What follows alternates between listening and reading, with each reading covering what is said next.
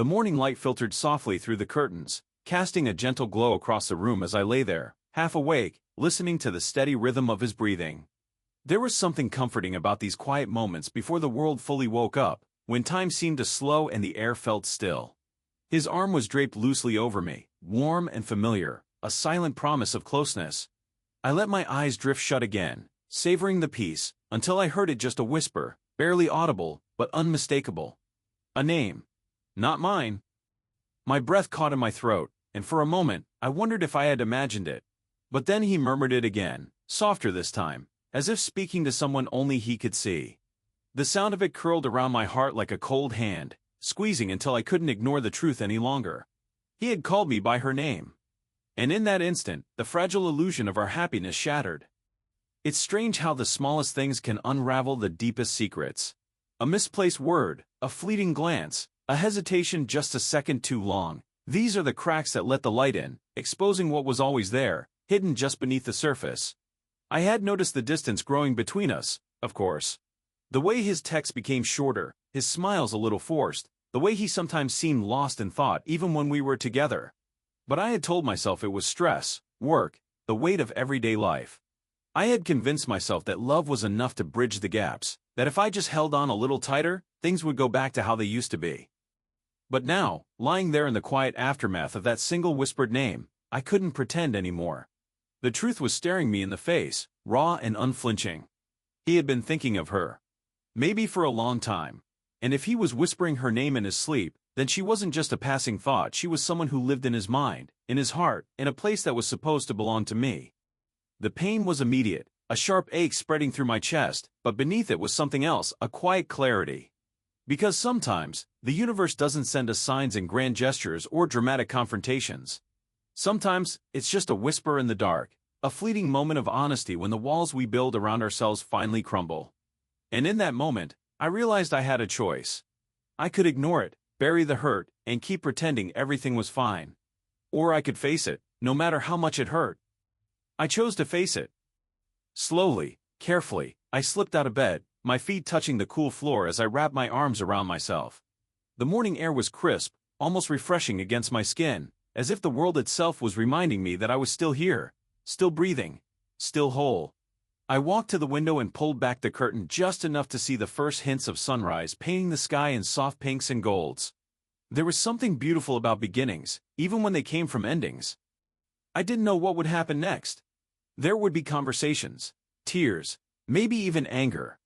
There would be questions without easy answers and a road ahead that felt uncertain.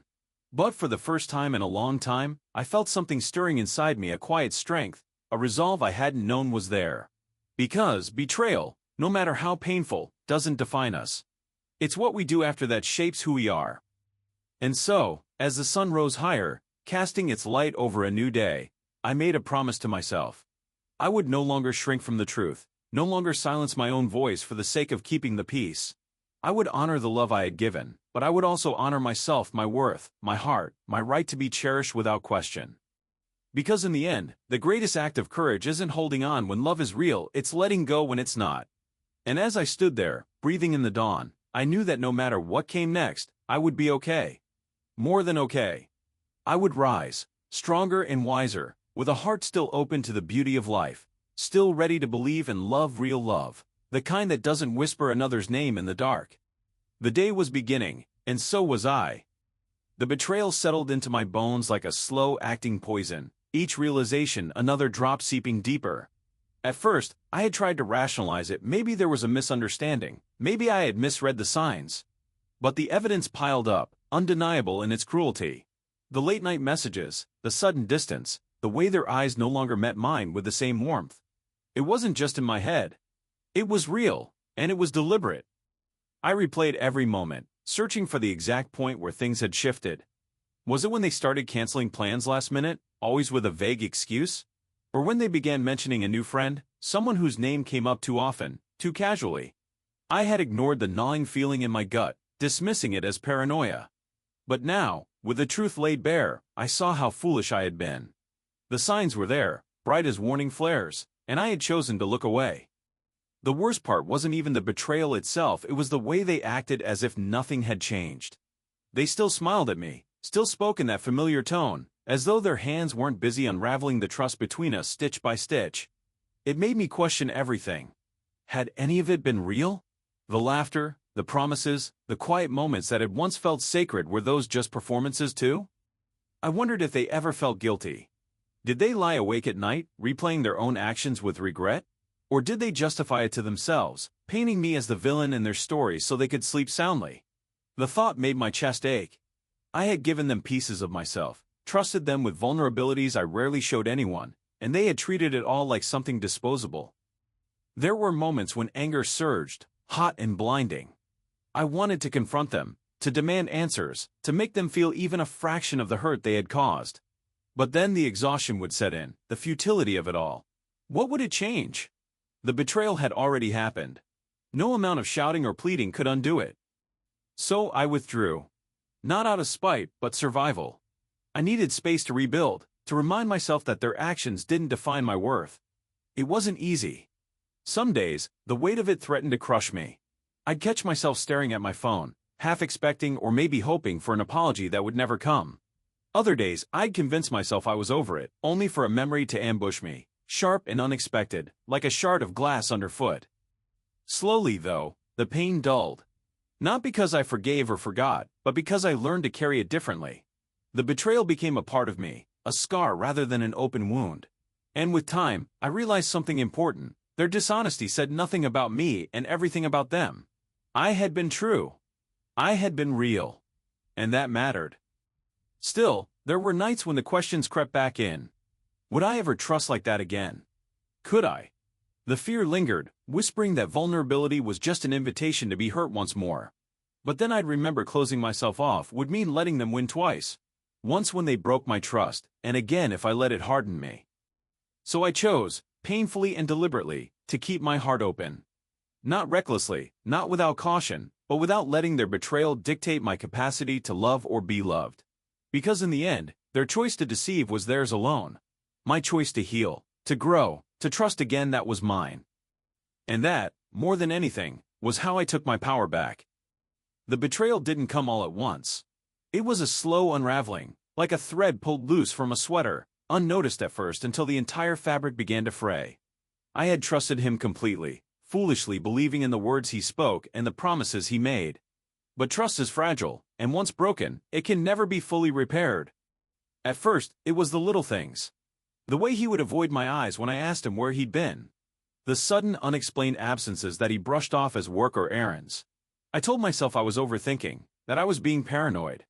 After all, hadn't he always been there for me before? Hadn't he been the one to hold me when I was falling apart? But then the lies grew bolder. The missed calls, the late nights, the strange messages on his phone that he dismissed as spam. I wanted to believe him. I wanted so badly for everything to be as it once was. But deep down, I knew. The truth has a way of pressing against your ribs, making it hard to breathe until you finally acknowledge it. The night I found out, it wasn't some dramatic confrontation. There were no raised voices, no tears, not at first.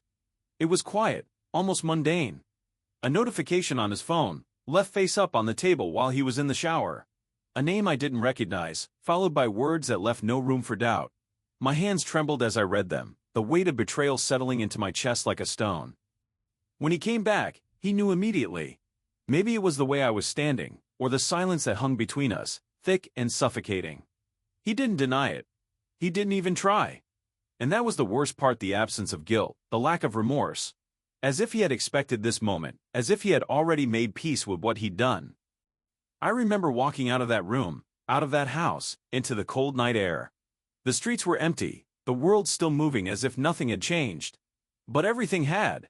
The person I thought I knew, the future I had imagined, it was all gone.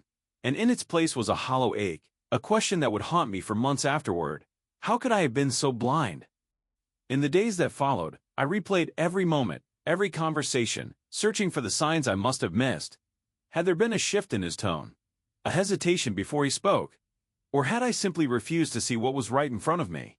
Betrayal doesn't just hurt because of the act itself, it hurts because it forces you to confront your own naivety, your own willingness to believe in something that was never real. I wondered if he ever thought about me afterward. If he felt even a flicker of regret. But some people don't. Some people move on as if the past never happened, leaving wreckage behind them without a second glance. And you're left to pick up the pieces, to rebuild yourself from the ground up, wondering if you'll ever trust again. It took time more than I wanted to admit to stop blaming myself.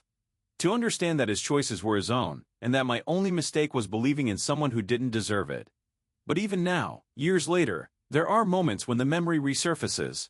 A familiar scent, a phrase he used to say, and suddenly I'm back in that room, staring at the truth I never wanted to see. Betrayal changes you. It carves something out of you, leaving behind scars that never fully fade. But it also teaches you about people, about yourself, about the difference between love and illusion. And maybe, in the end, that's the only redemption it offers, the knowledge that you survived, that you learned, and that you won't make the same mistake twice. The world keeps turning. Life goes on. And one day, you realize the pain isn't as sharp as it once was. It becomes a part of your story, but not the whole of it. Because you are more than the hurt someone else caused you.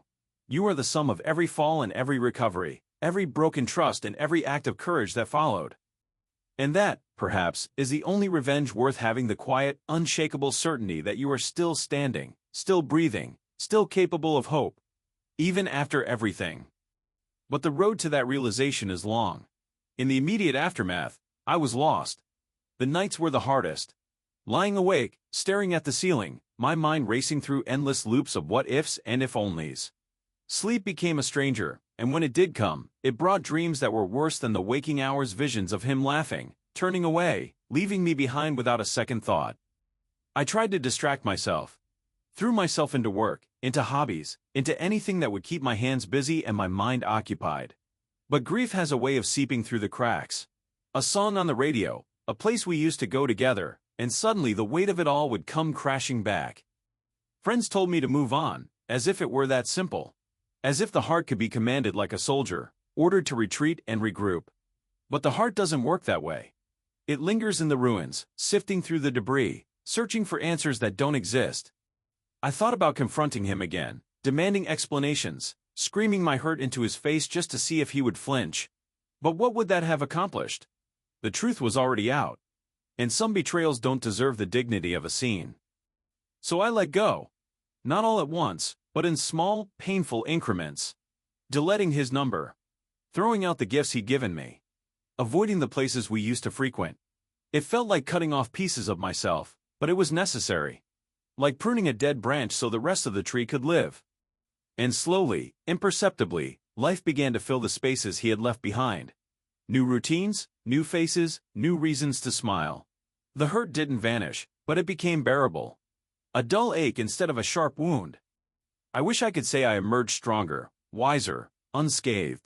But the truth is, betrayal leaves marks. It teaches you lessons you never wanted to learn. And yet here I am. Still breathing. Still moving forward. And maybe that's enough. The betrayal settled into my bones like a slow-acting poison, seeping into every crevice of my thoughts until I could no longer distinguish between memory and paranoia. I had trusted him not just with my secrets, but with the unspoken parts of myself, the fragments I hadn't even fully acknowledged. And he had taken them, not to hold gently, but to twist into something unrecognizable. At first, I tried to rationalize it. Maybe there had been a misunderstanding, some miscommunication that had spiraled beyond repair. But the evidence was undeniable, the messages, the lies, the way he had looked at me with such practiced sincerity while weaving deception into every word. The worst part wasn't even the betrayal itself, it was the realization that I had been complicit in my own undoing. I had ignored the small, nagging doubts, dismissed them as my own insecurity rather than the warning signs they were. I replayed every conversation, every glance, searching for the moment it had all gone wrong. Had there been a shift in his tone, a hesitation in his touch? Or had the deceit been there from the beginning, a carefully constructed performance I had been too willing to believe? The more I dissected it, the more the past unraveled, leaving me with nothing but the hollow certainty that none of it had been real. Sleep became elusive. Nights stretched endlessly, my mind refusing to quiet, replaying the betrayal on an endless loop. I would wake gasping, heart pounding, as if the weight of it had followed me into my dreams. During the day, I moved through the world mechanically, going through the motions of life while feeling entirely detached from it. Friends asked if I was okay, and I lied, Because how could I explain that I no longer knew what okay even felt like? The anger came later, a slow, simmering rage that burned beneath the surface. I wanted him to hurt the way I did, to understand the depth of what he had destroyed. But even that felt futile. Because the truth was, he probably didn't care. People who betray so effortlessly rarely do. And that was the cruelest realization of all, that my pain was mine alone to carry. I began to withdraw, not just from him, but from everything. The world felt too sharp, too bright, as if my senses had been dialed up to an unbearable intensity. Laughter in crowded rooms grated against my nerves. Small talk became an insurmountable task. I was a ghost in my own life, haunting the spaces I once inhabited, unable to move on but unable to stay.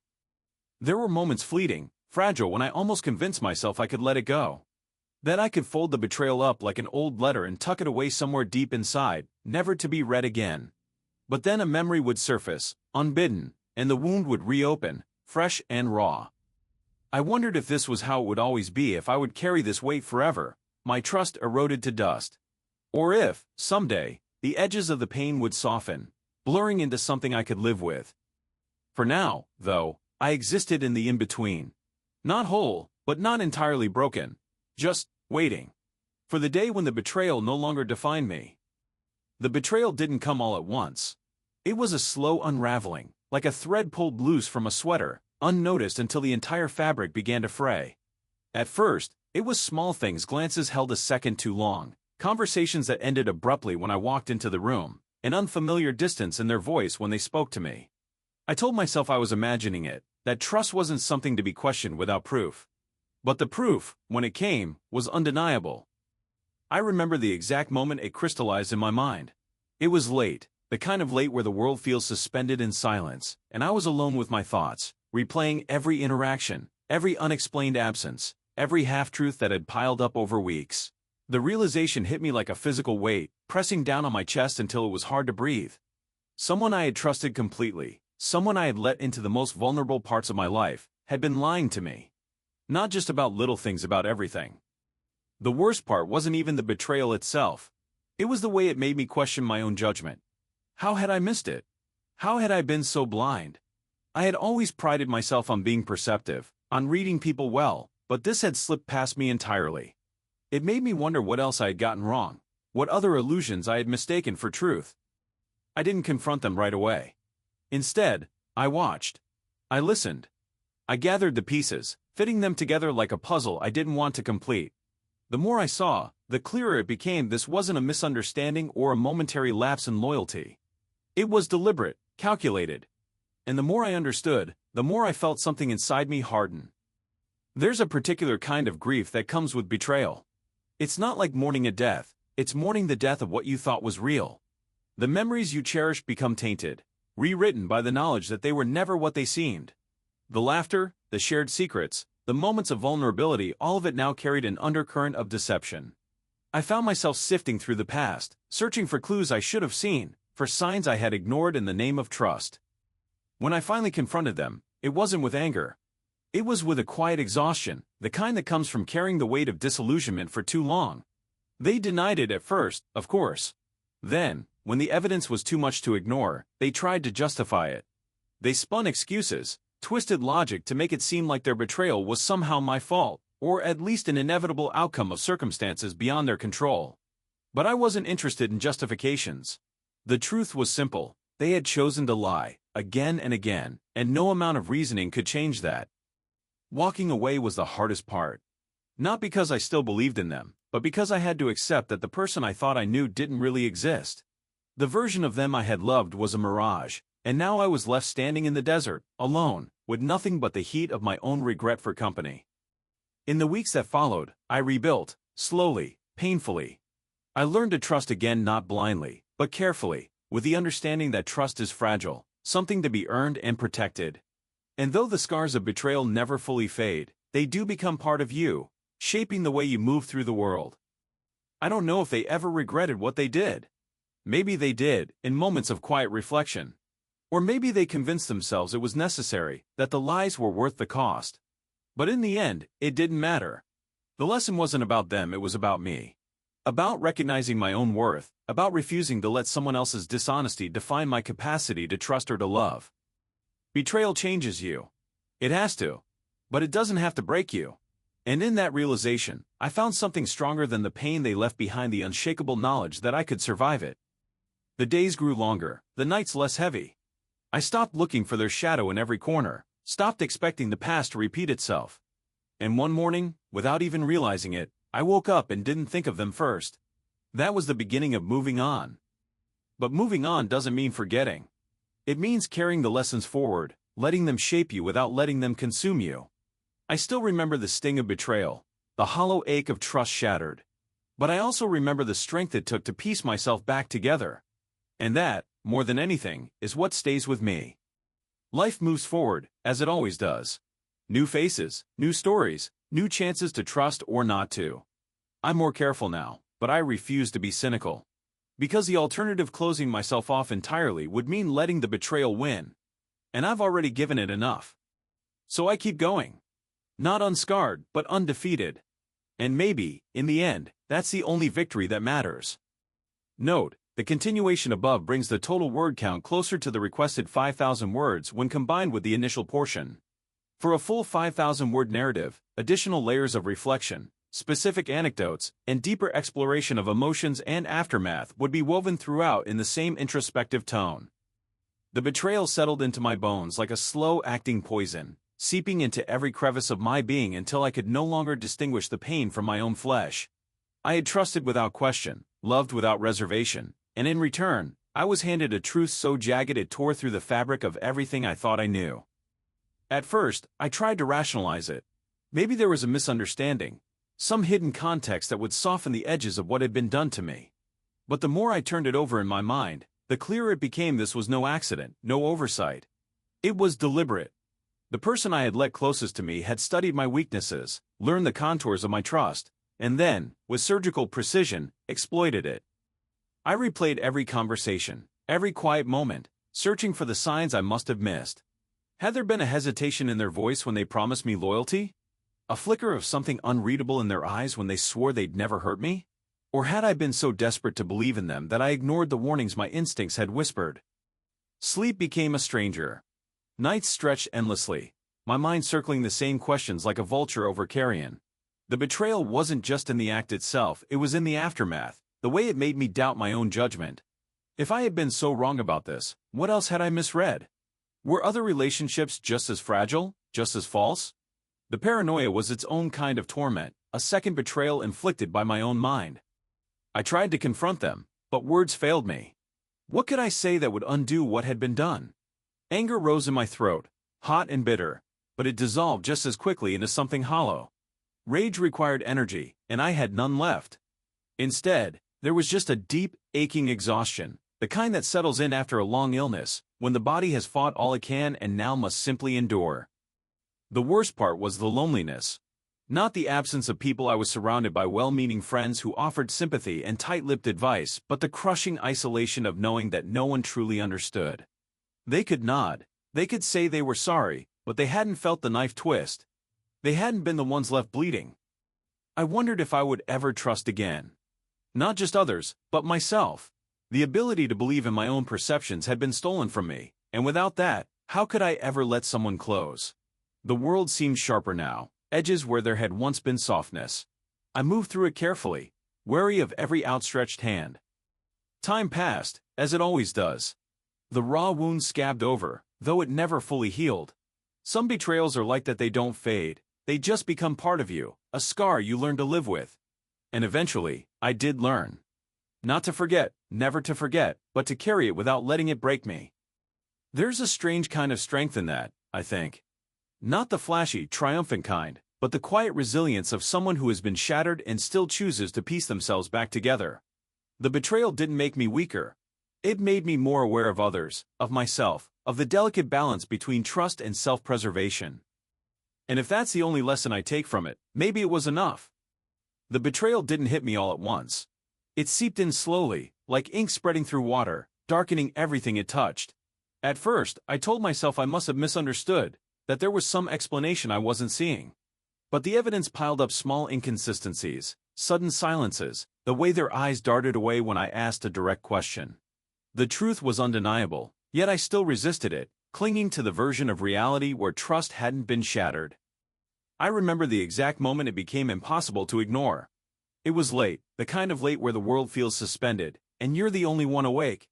I stumbled across something, a message, a photo, a piece of information that stripped away all doubt. My chest tightened, my breath shallow, as if my body was rejecting the reality my mind had just accepted. I sat there in the dim glow of my screen, staring at the proof, waiting for anger or tears to come. But all I felt was a hollow numbness, like something vital had been scooped out of me. Sleep was impossible that night. I replayed every interaction, every conversation, searching for the signs I must have missed. Had there been a shift in their tone? A hesitation before answering? A sudden need for secrecy where there had once been openness? The more I dug, the more the past rearranged itself, revealing a pattern I hadn't wanted to see. The days that followed were a blur. I moved through them mechanically, going through the motions of life while my thoughts spiraled. I debated confronting them, rehearsing the words in my head, but each time, I hesitated. What would it change? The betrayal had already happened. The trust was already broken. Would hearing their excuses or worse, their justifications make any of it easier to bear? Instead, I withdrew. I stopped reaching out, stopped sharing, stopped expecting honesty where there had only been deception. The silence between us grew, heavy and unspoken, until it became its own kind of answer. They noticed, of course. There were tentative attempts to bridge the gap, half-hearted gestures meant to reassure me. But I couldn't unsee what I'd seen. Every kindness now felt calculated, every apology insincere. I wondered if they knew I knew. Sometimes, I caught them watching me, their expression unreadable. Were they waiting for me to explode? To demand an explanation? Or were they relieved by my silence, hoping I'd just let it go? The uncertainty gnawed at me, but I refused to give them the satisfaction of seeing me break. If they wanted to pretend nothing had happened, I could play that game too. But pretending didn't make the hurt disappear. It festered, turning into something darker: resentment, bitterness, a quiet rage that simmered beneath the surface. I started questioning everything, not just about them, but about myself. Had I been too trusting? Too naive? Was there something I'd done to make this inevitable? The self-doubt was almost worse than the betrayal itself, because it undermined the very foundation of who I thought I was. I tried to distract myself, threw myself into work, into hobbies, into anything that would keep my mind occupied. But no matter how busy I stayed, the thoughts always crept back in. Nights were the hardest. Lying in bed, staring at the ceiling, I'd replay the betrayal over and over, each time with a new detail I hadn't considered before. It was exhausting, this constant dissection of the past, but I couldn't stop. Eventually, I realized I had a choice. I could let this consume me, or I could find a way to move forward. The first option was tempting. There was a perverse comfort in the anger, in the righteousness of being wronged. But I knew, deep down, that clinging to it would only poison me further. The second option was harder. It meant accepting that I couldn't change what had happened, that some wounds don't fully heal, that trust, once broken, is never quite the same. So I began the slow, uneven process of letting go. Not forgiving, not yet, maybe not ever, but releasing the grip the betrayal had on me. I stopped searching for answers I knew I'd never get. I stopped waiting for an apology that would never come. And most importantly, I stopped blaming myself for not seeing it sooner. It wasn't easy. There were days when the anger flared up again, sharp and sudden, catching me off guard. There were moments when I wondered if I'd ever be able to trust someone like that again. But with time, the weight of it lessened. The betrayal didn't disappear, it became part of my story, a scar rather than an open wound. And in the end, that was the only thing I could control, how I carried it,